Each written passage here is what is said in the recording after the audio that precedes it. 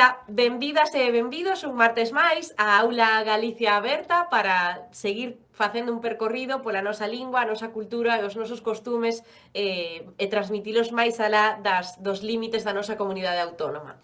Hoxe xa a cuarta sesión, xa sabedes cal é a dinámica, non? Así que temos un vídeo de novo dunha muller que tivo a ben prestarse para ser unha das informantes máis prolíficas, non? Que temos dentro das recollidas de música tradicional galega e de achegas tradicionais galegas. Neste caso, quen é a protagonista do noso vídeo de hoxe é Teresa Reigía Pose, pertence ao lugar da Pontella, en Malpica de Bergantiños, e é unha persoa que é máis coñecida por un alcume, non? Por Teresa dos Cucos. Nace en 1947 e, como os dicía antes, é unha das informantes máis activas, das que máis recollidas temos dentro da nosa tradición de recollida coa que contamos actualmente. É unha muller, como din as persoas que a coñecen, moi sociable e cunha voz, como ides ver a continuación, moi luminosa e emocionante. Dentro do vídeo, viaxamos ata a Pontella en Malpica de Bergantiños.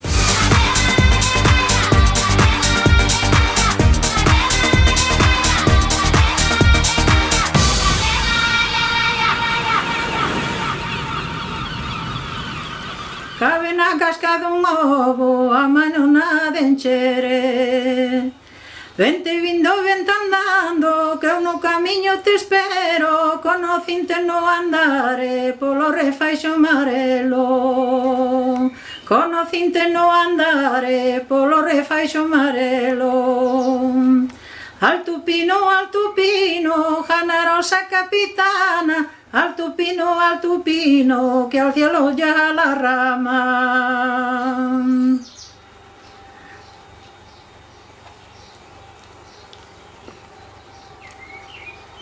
Teño dire máis e dire, desas non hai de faltare, o rosario de Cerqueda, máis a festa do mare. O rosario de Cerqueda, máis a festa do mare.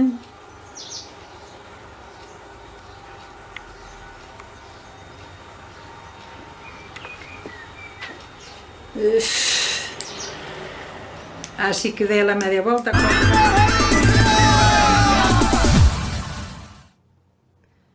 Ben, magnífico vídeo que tamén queda aquí e que será, polo tanto, tamén este punto de partida para os contidos da sesión de hoxe. Como vos dicía, esta informante pertence a Malpica de Bergantiños, que, seguindo esta liña que vimos marcando ao longo das sesións anteriores, pois direivos que se atopa na Costa da Morte e que pertence, polo tanto, á provincia da Coruña. Tedes aquí, nesta diapositiva, unha foto dun lugar de Malpica de Bergantiños, en concreto trátase das Illas Sisargas, que son un patrimonio natural fantástico, reserva protexida para aves autóctonas, e ademais que son un espectáculo tamén de natureza visual, non? E auditiva, precisamente por tratarse dun refuxio para aves autóctonas. Se ides pola Costa da Morte, que sei que hai moito interese turístico nesa parte de Galicia, se ides pola Costa da Morte, pois non perdades tampouco de visitar esta zona da que imos falar hoxe. O lugar de Malpica de Bergantiños, a onde pertence? A comarca de Bergantiños. Neste caso, aquí temos outros lugares que forman parte da mesma comarca. Falamos en concreto de Cabana de Bergantiños, Carballo, Coristanco, Laxe, Laracha e a propia Malpica. Como vedes, situámonos na Costa da Morte, tamén moi importante por moitas outras cuestións, tamén cuestións relacionadas con tradicións culturais galegas, non? Como poden ser o Camiño de Santiago. Neste caso, haberá tempo para falar de camiños de Santiago, pero neste caso diremos que, aínda que Malpica non se atopa dentro do trazado do Camiño de Santiago, sí que se fixo moi famosa, sí que se fixo esta comarca de Bergantiños moi famosa debido a unha ruta tamén que ten certo vencello co Camiño de Santiago, pero que se coñece como o Camiño dos Faros. Se alguén non a coñece, trátase dunha ruta de alrededor de 100 km, aínda que podedes facer as etapas como queirades, na orde que queirades e o número delas que queirades, lévanos por un percorrido maravilloso de costeiro, non? Que nos traslada dun faro a outro e, polo tanto, tamén imos pasar pola contorna e polos arredores destas illas Sisargas e, polo tanto, por Malpica de Bergantiños e moitas outras puntas e cabos que se atopan ao longo da Costa da Morte. Isto lévanos aos lugares de interese, pois, por exemplo, o faro de Punta Nariga, un dos faros que forman parte deste percorrido da Ruta dos Faros, da que vos acabo de falar, o santuario, por exemplo, de Santo Adrián ou as illas Sisargas.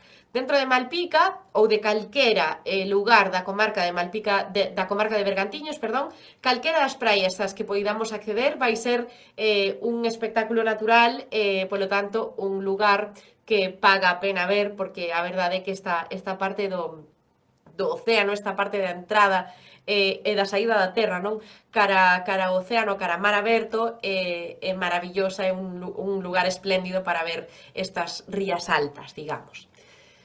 Figuras de interese, falamos neste punto na contorna de Malpica de Urbano Lugrís, seguramente vos soe a moitas e a moitas de vos pola súa propia figura ou porque é fillo de alguén tamén moi coñecido. Neste caso falamos de Urbano Lugrís, pero Urbano Lugrís é fillo do político e escritor Manuel Lugrís Freire. No caso de Urbano, que temos aquí? Un pintor que, aínda que non nace en Malpica de Bergantiños, sí que está fortemente vencellado á comarca de Bergantiños, esencialmente ao lugar de Malpica, porque a súa obra sufriu unha transformación cando tivo que estar ali para facer traballos que se lle encomendaron, pois, por exemplo, non o quero dicir mal, pero na casa do pescador de Malpica, onde fixo pinturas moi importantes e relevantes non só para o lugar de Malpica, senón para a súa propia traxectoria como pintor, porque foron esta tradición do mar, non? Esta tradición de pintar a casa do pescador, que está pintada con motivos marítimos e con lendas da zona e demais, foron o que lle conferiron a Urbano Lugrís non só o amor por Malpica de Bergantiños, senón que o erixiron como o chamado o pintor do mar. Foi precisamente por estes labores que levou a cabo nesta zona costeira e ademais porque o vencellaron directamente nun lazo de querenza, non, propia polo lugar, e pasou ali bastantes épocas da súa vida, aínda que, repito, non é autóctono de ali. El mesmo recoñecía a Malpica como unha parte fundamental dentro da súa traxectoria artística. Tanto é así que Urbano Lugrís é unha das figuras recoñecidas dentro de Malpica de Bergantiños.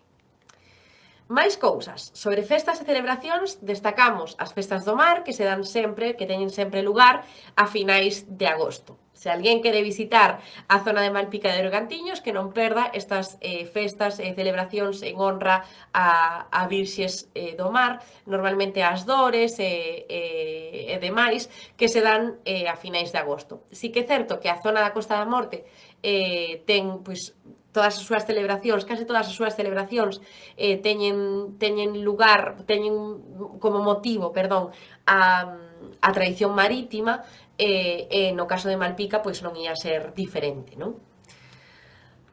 Pasamos directamente á parte de lingua e sociedade. Sobre a variante dialectal, neste punto veredes que Malpica volve a pertencer ao bloque occidental. Sobre o bloque occidental falamos hai algunhas sesións, pero a diferenza é que na sesión que falamos sobre o bloque occidental falamos directamente da área pontevedresa. Non sei se vos lembrades que falamos dunha zona pertencente á área pontevedresa, en concreto falamos de Montariz e falamos das súas características dialectais. Hoxe movémonos cara arriba, cara á área bergantiñá, a máis elevada dentro dese bloque occidental, como podedes ver aí no mapa que acompaña a diapositiva. Sobre a área bergantiñá, que diremos? Que temos características propias, obviamente, do bloque occidental, por eso forman un bloque dialectal compacto e conxunto, pero tamén teremos outras características que non estaban, por exemplo, na área pontevedresa. En este caso, falamos de características concretas como a geada, falamos de características concretas como a ausencia de seseo. Sabedes que unha das características do bloque occidental era o seseo, implosivo ou explosivo, depende das zonas. Sabedes que vos dixen nalgunha sesión que o seseo explosivo, é dicir, o que se daba ao principio e no medio de palabras, tiña lugar ou era exclusivo de zonas de costa. En este caso atopámonos cunha zona costeira, puramente costeira, que non ten seseo. Non hai seseo, nin explosivo nin implosivo. Esa é unha das características propias que confiren esta diferenciación, non, da área bergantiñá, pois, por exemplo, coa área fisterrá ou coa área pontevedresa, que xa obviamente se atopan moito máis no sur. Outra das características dialectais que temos que destacar é a ausencia de cheísmo. Sei que non falamos de cheísmo aquí, pero teremos tempo abondo ao longo destas sesións. Cando falamos de cheísmo, falamos da sustitución do pronome te por o pronome che. Sabedes que un pronome é indicado para un obxecto directo, normalmente outro para un obxecto indirecto. Si que é certo que despois depende da súa posición na palabra, na oración ou na frase, pode dirixirse, pode referirse a obxecto indirecto ou obxecto directo ou obxecto indirecto, dependendo un pouco da súa posición, pero sí que esencialmente un é para obxecto directo e outro para obxecto indirecto. É dicir, existe unha diferenciación sintáctica neste caso na utilización do te e do che. O que acontece na área bergantiñá é que son puramente teístas, é dicir, apenas hai diferenciación entre o che e o te. Non só iso, senón que a área bergantiñá diferenciase de parte da área fisterrá e de parte da área pontevedresa en que o non ter cheísmo teñen unha maior presenza de teísmo. E isto diferencia de zonas como poden estar, de zonas que se atopan na área fisterrá ou na área pontevedresa que teñen unha presenza masiva de cheísmo. Isto verémolo en contexto e podémolo tamén comentar despois na parte do coloquio, e así podemos ver tamén exemplos concretos. Como sempre vos digo, se consultades a web da nosa fala, aí podedes ver exemplos concretos da fala da área bergantiñá, por exemplo, e comparala con outras áreas das que xa falamos aquí. O que interesaría neste punto sería comparar a área bergantiñá, por exemplo, coa área pontevedresa, xa que comparten bloque, pero sí que é certo que non comparten todos os trazos dialectais, todas as características dialectais. A parte destas cuestións das que acabo de falar, destacar que o plural que se realiza, a realización, mellor dito, do plural na área bergantiñá é en NS, igual que acontecía na área pontevedresa, polo tanto tenemos avións e camións, e o pronome suxeito volve a ser ti. Neste caso, diferenciase do bloque central, xa que o pronome suxeito era tú no canto de ti. E isto non sei se vos lembrades daquela pequena reflexión que facíamos sobre as escollas que fai o galego normativo. Polo tanto, o ti non nos vai sonar extraño probablemente porque pertence tamén a esa escolla que se fixo para a elaboración da norma do galego normativo.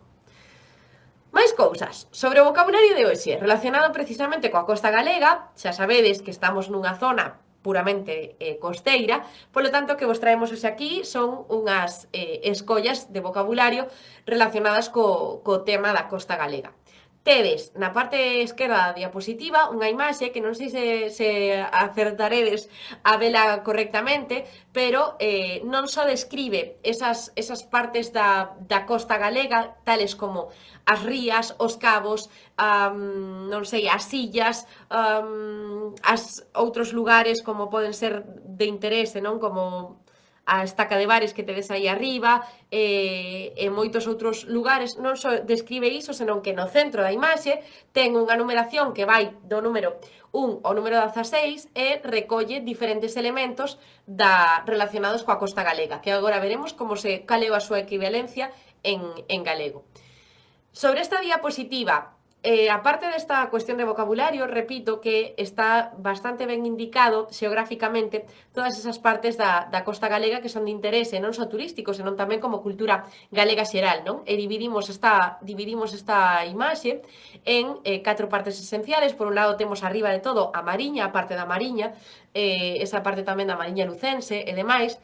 Temos, por outro lado, a costa ártabra, que recolle esa ría de Cedeira, Cabo Prior, Ría de Betanzos e unha parte da ría da Coruña. Temos a Costa da Morte, que encolle dende as illas Sisargas ata onde comezan as rías baixas, case, metendo aí a ría de Muros e Noia como tope entre a Costa da Morte, digamos, non exactamente a Costa da Morte, pero sí que as rías altas, non? e as Rías Baixas. E por outro lado tedes marcado as Rías Baixas, aí con esas illas Cíes como marca, aínda que sí que poderíamos falar xa de Illa de Sálvora e Illa de Ons, xa sí que debemos falar, perdón, como Illa de Sálvora e Illa de Ons, dentro deses arquipélagos das Rías Baixas. Tedes tamén marcados todos os cabos, vedes que tamén tedes outros lugares de interese, como vos dicía antes, e tedes marcadas todas as rías, a ría de Viveiro, a de Cedeira, a de Betanzos e da Coruña, a ría de Corme de Laxe, a de Camariñas, a ría de Corcubión, a de Muros e Noia, a de Arousa, a de Pontevedra e a ría de Vigo. As características das rías tamén poden ser un tema de interese que trataremos aquí ao longo das sesións, pero que saibades que precisamente nesa parte máis alta da imaxe, dende a ría de Viveiro ata a ría de Betanzos ou a ría da Coruña, incluso chegando ata a ría de Camariñas, sí, é onde se dá, é onde se xera esa ruta dos faros, son algunhas partes onde se dá esa ruta dos faros que collen esencialmente esa parte de Corme, Laxe, Camariñas, Corcubión e esa parte da Costa da Morte na Coruña.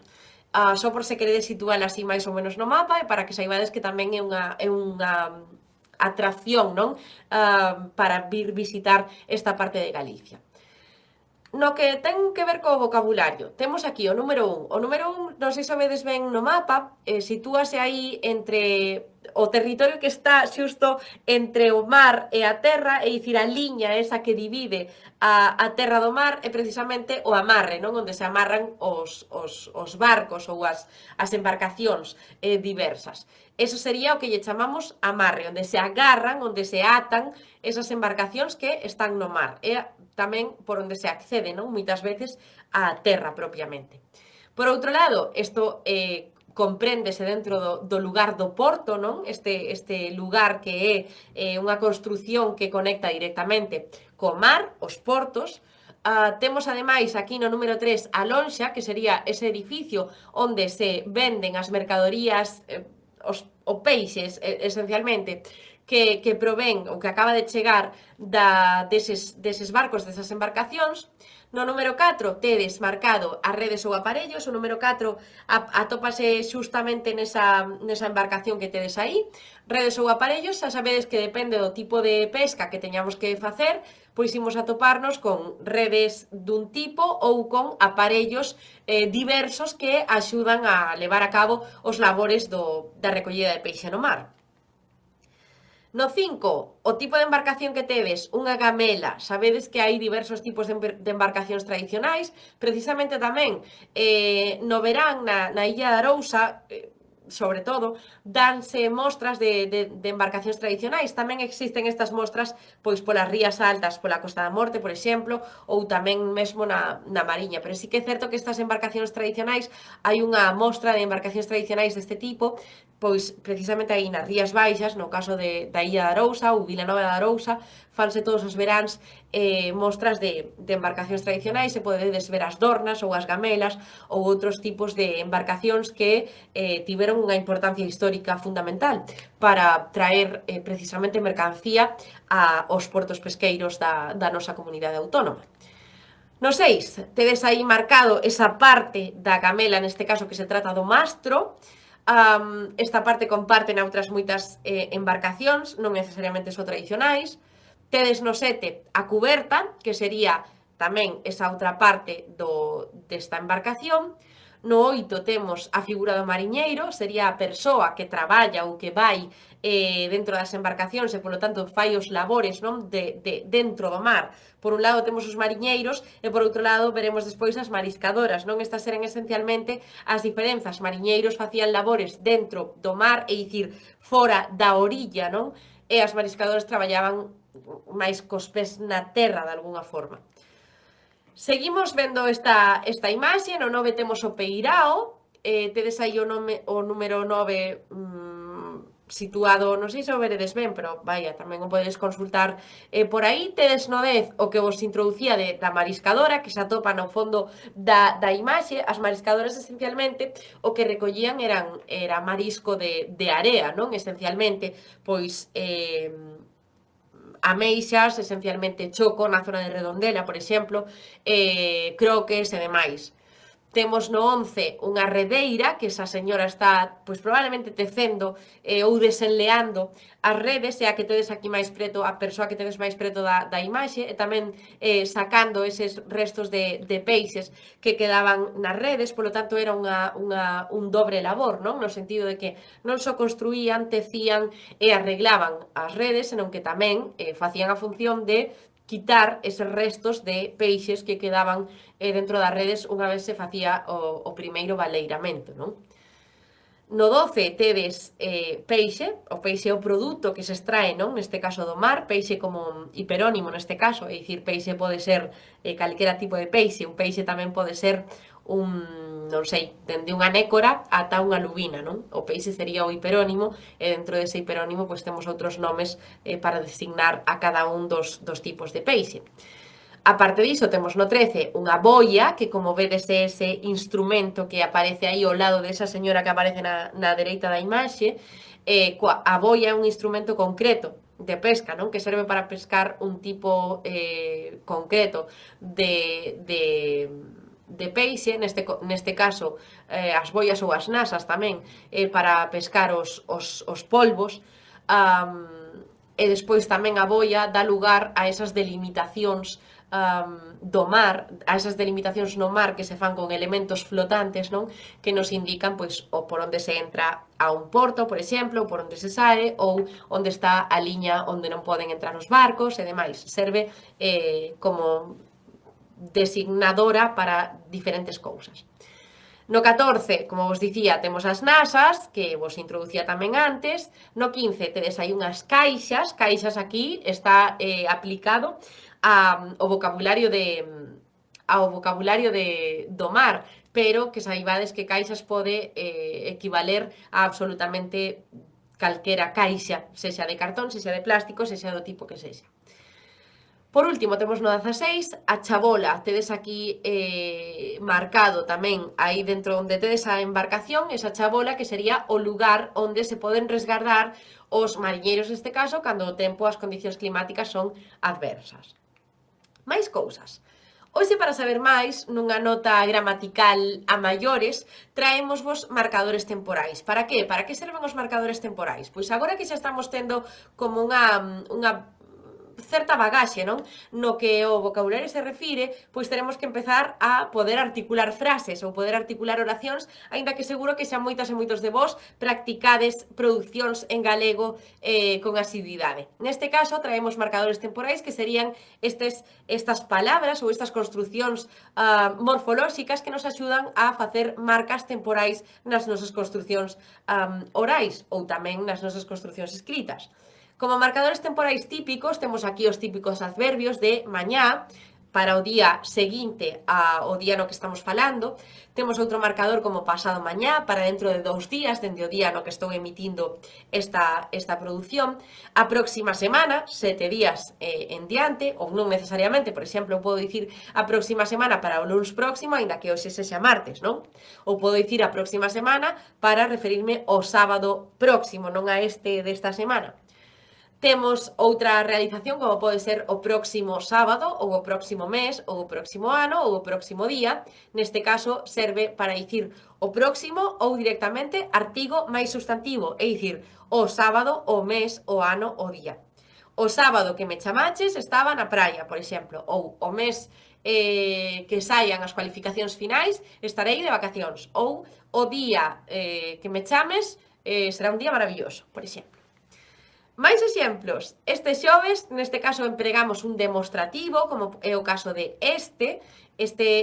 Como demostrativo, ademais, ten flexión de xénero, polo tanto, pode ser este ou esta, e tamén ten flexión de número, pode ser este ou estes, ou esta ou estas. E aquí podemos combinar das formas que queiramos. Este xoves, este ano, este mes ou este século, ou este día ou isto que me dis, directamente sen utilizar marcadores temporais, non? Fixademos que aquí temos unha dobre aprendizaxe en algún sentido. Non só temos os substantivos, os adverbios e demais que aluden directamente a marcadores temporais, senón que tamén temos outras palabras gramaticais, como poden ser os artigos, no caso de o, ou no caso de a, ou os demostrativos, como o caso de este, esta, estes ou estas.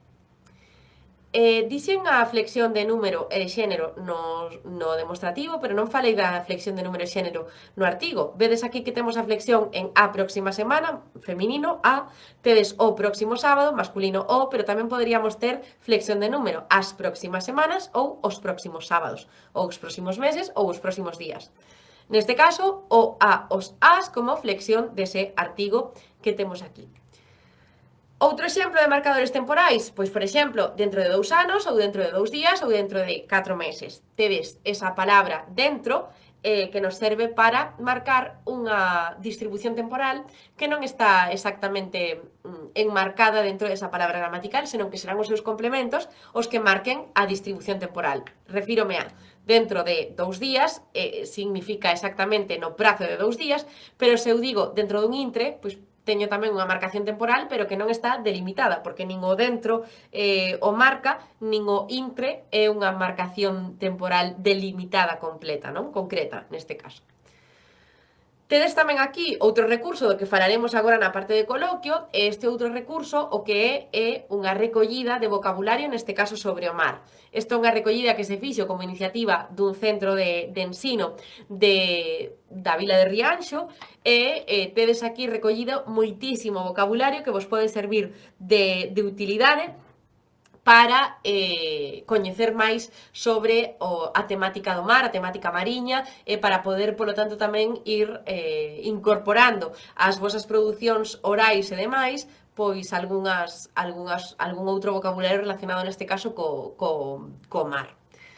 Como sempre, antes de dar paso ao vídeo que nos permite pasar á seguinte parte da sesión, deixo-vos unha recomendación. Neste caso, volvemos con un libro. A recomendación de hoxe é un libro que se chama O sono das sereas. O libro escrito é obra do autor Xosé Antonio Neira Cruz, en este caso, está moi relacionado coa temática de hoxe. Por que? O sono das sereas ten lugar nun municipio preto da Costa da Morte, aínda que non se trata de Malpica de Bergantiños exactamente, sí que se trata do lugar de Traba, cerca de Malpica de Bergantiños e, polo tanto, dentro desta Costa da Morte. Que acontece aquí? Aquí hai unha construción, unha especie de igrexa, non vos quero facer moito spoiler, pero hai unha construción que garda determinados feitos estranos, determinados feitos que non teñen unha explicación lóxica, e, polo tanto, toda a trama se crea arredor desta localización que se atopa, como vos digo, moi preto do mar, lindando directamente co mar, e acaba por descubrirse que hai unha interferencia directa entre estes sucesos que se contan, entre este halo de misterio que envolve esta historia e o mar. Digamos que o mar, as sereas, o sono das sereas, por eso leva este nome, o mar é unha parte central tamén desta narrativa. O seu autor, Neira Cruz, ten outras moitas obras literarias. Esta é unha escolla que fixen eu para a sesión de hoxe, precisamente porque enlaza directamente coa temática e co lugar, case directo, co que estamos falando. Outras recomendacións que se dean no mar ou na Costa da Morte poden ser outros títulos moi coñecidos que tamén podemos ir repasando por aquí, ou outros autores ben coñecidos como calquera outro que iremos vendo ao longo deste curso, pero recoméndovos que este libro, ademais, é bastante accesible de ler, é bastante ten unha edición, ao meu ver, como todas as edicións de Galaxia, moi amables para ler, e podes acceder a él non só nas bibliotecas, senón a través da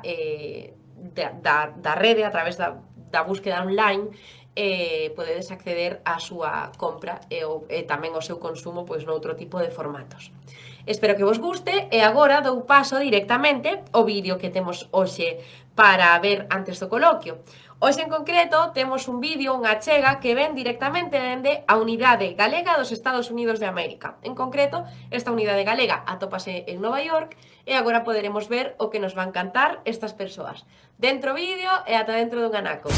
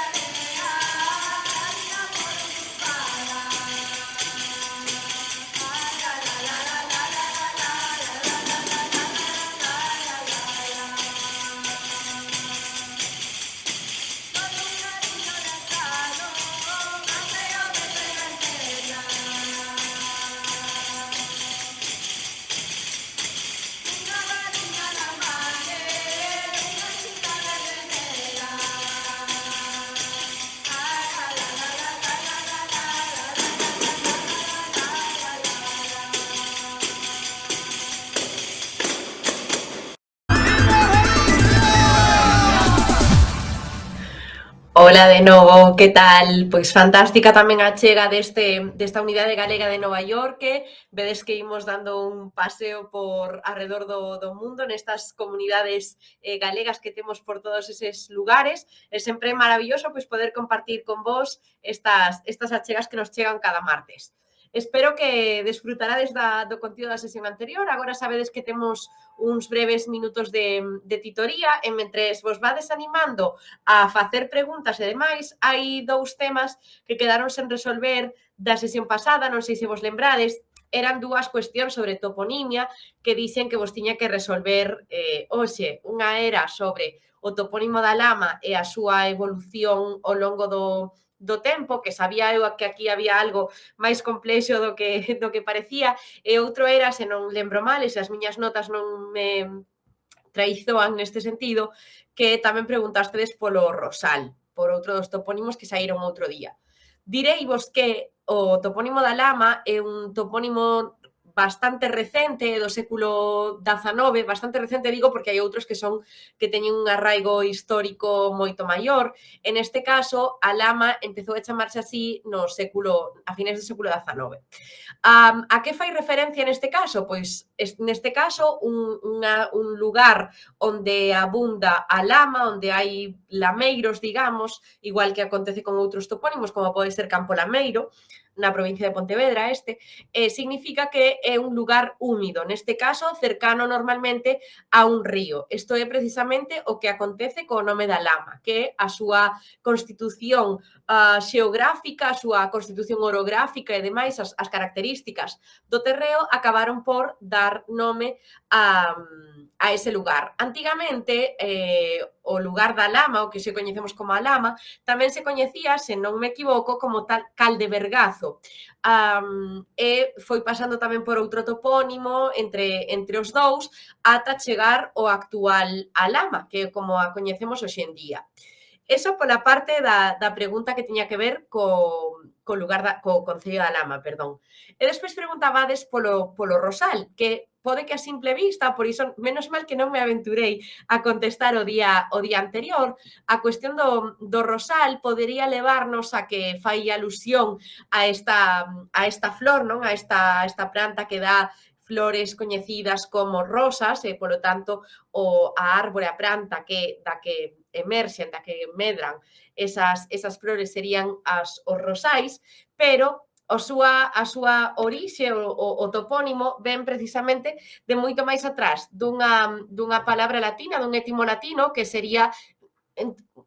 Perdón, estou mentindo, ven dun étimo latino que sería ruptiare, que sería romper ou limpar. Posteriormente, en galego antigo, digamos, pasou a ser rosal con C cedillado, ou que hoxe coñecemos máis, esa raíz coñecémola máis como rozar. E aí isto fai alusión precisamente a esas limpas que se fan nos terrenos, a eses desbroces que se fan nos terreos, que se fan precisamente para despois cultivar a terra. Precisamente o Concello do Rosal é ben coñecido, entre outras cousas, polos cultivos vitivinícolas tamén, e este é un dos labores que hai que realizar antes para preparar o terreo para que medren os cultivos, para que medren as vides, as videiras, o viño para que naza, non? Entón, o topónimo tamén ven de aí. Repito, é un étimo latino que posteriormente foi evolucionando ata hoxe se converter no termo o Rosal que temos na actualidade.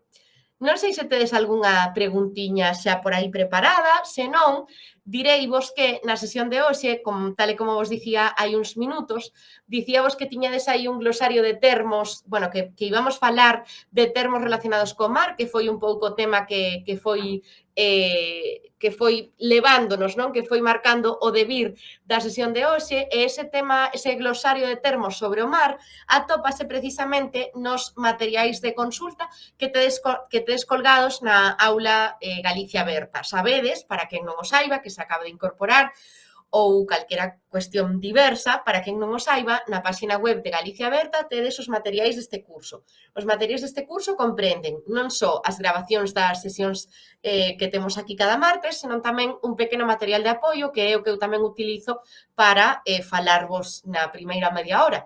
Entón, nese material de apoio, na diapositiva que tedes, que non vos quero enganar, na diapositiva que tedes sobre que se titula Para saber máis, hai un enlace, hai unha ligazón que se chama Outro recurso. E aí o que temos é un glosario sobre termos do mar. É un PDF, un arquivo PDF que está, a verdade, moi ben feito, iniciativa dun centro de ensino, ademais, un centro de ensino Félix Muriel en Rianxo, e o que comprende un glosario de termos do mar bastante extenso.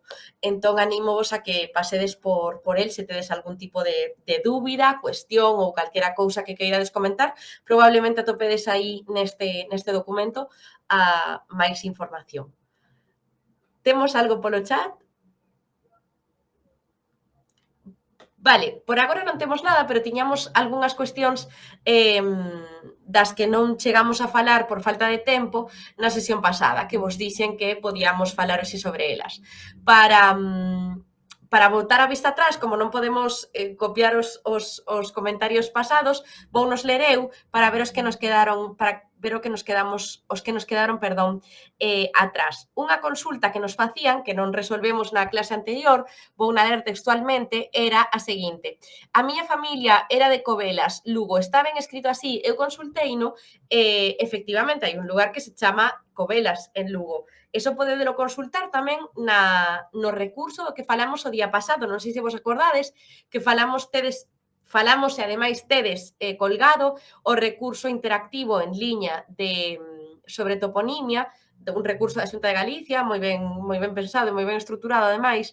Eu busqueino aí nesa páxina e, efectivamente, hai un lugar en Lugo que se chama así. Que pasa? Non sei se é exactamente o lugar ao que se refire esta persoa. Sabedes que ao longo de toda a toponimia galega, igual que pasa con outras formas de nomear lugares, persoas e demais, igual que acontece cando temos que nomear algo, tamén se repite isto na toponimia, pois acontece unha cousa, que pode haber centos de covelas ou de covelos ou de nomes diversos, entón teríamos que saber que exactamente pertence aí, pero se as pesquisas van por ese lado, digamos que sí, que podría ser perfectamente tal e como nos comenta Luciana, que non dixen o nome antes, que ese lugar fora aí en Lugo. Sí que é certo que ás veces os topónimos sufren cambios, non? Pois porque vense xa pola Lei de Normalización Lingüística da que falábamos outro día, pois que se volven galeguizar, vense xa por unha cuestión de evolución da lingua, unha evolución histórica que pois acaban por cambiar, pero normalmente a información a que podemos acceder é ben fiable nestas páxinas oficiais sobre toponimia. Máis cousas que nos dicíannos en Bos Aires, os afiadores de coitelos eran de Ourense, pois claro, probablemente esta tradición está ben arraigada tamén a esta parte de Galicia. Isto creo que xa non o teñen contado nalgúnha edición anterior, perdón, polo tanto, pois non me extraña nada. Tamén esas cuestións que teñen os movementos migratorios, non? Que cando alguén se move dun lugar cara a outro, non só leva as súas propias prácticas subxectivas, senón que tamén leva costumes, traballos, tradicións e demais, e por iso pois tamén temos unhas comunidades tan fortes, pois por exemplo en Bos Aires, en calquera outro lugar que fora de Galicia, refírome. Por iso tamén teñen sentido, non? Este tipo de encontros síncronos. Vale, máis cousas. Hai algo no chat? Contanos, si, temos algo polo chat, digo para... Moitas grazas, dinos. Si, exactamente foi en Lugo, na parroquia de Covelas, e foi registrado o seu nacemento en Castroverde. Pois claro, aquí sí que podedes registrar todas estas cuestións, sí que podedes, pois, buscar un pouco a orixe, non? De onde ven a vosa ascendencia neste caso. En moitos casos, polo que nos tedes comentado aquí, tedes, bueno, podedes registrar con documentos moi ben a orixe, non, familiar, de onde naceran as vosas persoas antepasadas, entón iso tamén está moi ben, e ás veces está moi ben para facer unha análise comparativa, non, de como cambiaron ao longo da historia pois os lugares, os topónimos e demais. Non sei se hai algunha cousa máis. Vale, vamos a ver algo máis que nos quedaba por aquí. Deixádeme buscar os comentarios do outro día, que os teño por aquí, porque había algunha máis que nos quedara por aquí. A ver, deixádeme volver a este documento. Ben, alguén nos dicía, xa estou, apellido, cual é el origen de Rieiro en Galicia, La Coruña? Pois a verdade é que neste caso, este sí que tamén o busquei na página, no recurso de toponimia do que falamos outro día. Non sei se te refires ao apelido, isto era algo que tiñamos pendente de preguntar, non sei se te refires ao apelido ou ao lugar en concreto. Neste caso, cando saiu tamén o tema na sesión pasada, non? Que falabades tamén de apelidos, que eu tamén falaba de apelidos que teñen semellanza ou que teñen coincidencia exacta con topónimos de lugares, e que saibades, aínda que falaremos de apelidos tamén aquí, falaremos de onomástica galega en xeral, pero falaremos tamén especialmente de apelidos. Que saibades que moitas veces a evolución duns e doutros é semellante, non só iso, senón que moitas veces os topónimos fórmanse a partir de apelidos, como comentamos aquí na sesión de Pazos de Borbén, que precisamente falamos sobre iso. Xa sabedes que ao final, a hora de, se non o sabemos, pois poñémolo agora en coñecemento, a hora de nomear calquera cousa que teñamos que nomear, e sabedes que como seres sociais temos que nomear absolutamente todo co que nos relacionamos, pois utilizamos recursos ou utilizamos cuestións que temos arredor de nós. Entón é normal que, por un lado, se repitan cuestións e, por outro lado, pois que se tomen ou que se formen eses nomes a partir de inputs visuais ou de características visuais que sí que temos a man.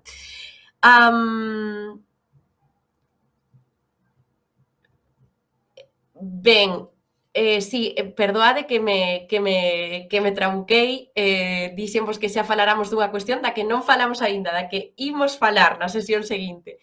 Tedes tamén, bueno, aproveito xa para dicírvolo porque foi a confusión vido aí, tedes material colgado de todas estas primeiras sesións na página web de Galicia Aberta, entón, pois, podedes facervos aí un pequeno spoiler, como seguro que xa sabedes, pero que acabo de facer eu aquí tamén. Se alguén non se deu de conta, pois non pasa nada, e seguimos cara adiante. Algúnha dúbida máis? Cuestións que estean por aí sen resolver? Non? Vale, vamos a ver se nos quedou algo por aquí así sen resolver. Vale, creo que non temos nada máis por aquí. Vale, temos o de Chandrexa de Queixa, que este sí que se nos quedou atrás, e dignos Blanca. Meu concello é Chandrexa de Queixa, non coñezo a súa orixe, podesme axudar? Probablemente, en este caso, vou facer unha asimilación de coñecementos sen ningún tipo de fundamento científico, este sí que tería que comprobalo, a verdade, porque non o fixen, pero probablemente o elemento chandrexa sexa unha conxunción ou sexa unha unión de chan da igrexa ou chan da igrexa no galego medieval, non? Digamos, chan de igrexa, que era tamén un topónimo moi típico alá polo século XIII, se non me equivoco, que significaría esa parte plana, non esa parte lisa diante das igrexas, o que se coñecemos como adro, por exemplo, ou o que se coñecemos tamén noutros lugares como torreiro. Probablemente se Chandrexa veña precisamente dese topónimo histórico ou desa construción histórica formada por tres elementos, e hoxe coñecémola como Chandrexa. En cuestión, a cuestión de Chandrexa de Queixa, nese caso, o segundo elemento, pois a verdade é que aquí non me podo aventurar a dicir de onde ven, porque habería que buscar a súa orixe, o seu etimo latino, a súa orixe toponímica histórica, a súa evolución e demais, polo tanto, probablemente non nos sirva nin o recurso do que falamos outro día, nin